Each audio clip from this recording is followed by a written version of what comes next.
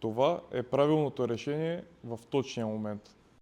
Има ситуации, в които изглежда всичко наред с водата, но хората искат допълнителна сигурност.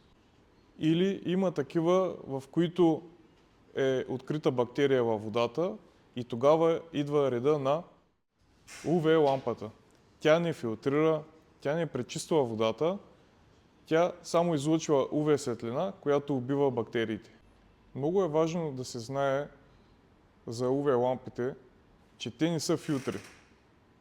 Преди да се постави УВ лампа, трябва да сме убедени, че водата е вече чиста. Другото важно нещо, в което трябва да се убедим, е твърдостта на водата. Тоест УВ лампата винаги се монтира след омекотителната инсталация. Така че няма нищо сложно. УВ лампата просто трябва да се монтира в точния момент на точното място.